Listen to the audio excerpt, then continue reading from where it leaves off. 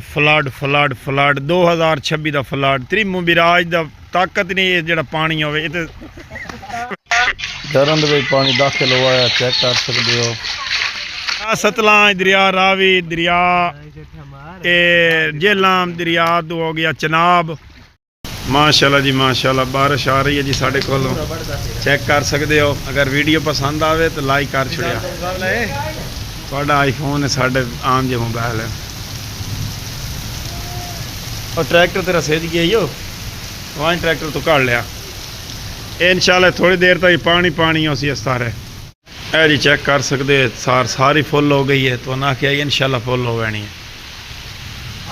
बारे दी भाई दौड़ दौड़े जी हुण पानी अंदर शुरू हो गया हम अल्लाह ही खैर करे सी। और ये आवाम चेक कर सकती है सड़क तो भाई पानी गया अल्लाह माफ़ी देवे जी फ्लड तो। और ये सारा फ्लड ही जी आवाम चेक कर सकते हो। और पट्टी मोबाइल की वजह तो मैसेज ना वजे में अल्लाह मान वैसे ना तो की ओके कई बाबा चाल हो रहा एक पैर ना रहे थार बों डुग गया मुझे ना कितना काम तोड़ा हो वने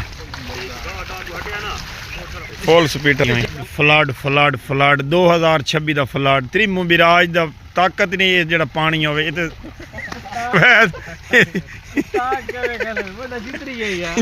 ते ताक चले कल दरिया सतलां दरिया रावी दरिया जेहलाम दरिया तो हो गया चनाब ये उस तो भी ज़्यादा फ्लड है साढ़े कोल। और ये थल का इलाका है साढ़ा तो इत्थे आ गई है इतनी बारिश आई है और करास ही नहीं आता पिया सन पक्की पढ़नी। हाँ तैन तो पता ही कौन नहीं पवे काका के हालत है भाई कम अज कम तो आप कोई पानी नाल कोई करी अगर कढ़िए जी पक्की तो पानी कड्डे से तू वो घर बैठा मेरे उच्चे जो मकान है बह गरीब बंदा ही सास कर लिया कर। और ये चेक कर सकते हो घरों के पोजीशन भाई पानी पानी है और साथ पिस्तौली साढ़ा खला अगर काफ़ी वैसे पानी अगर चले गया मजीद भी पानी वेख सकते हो।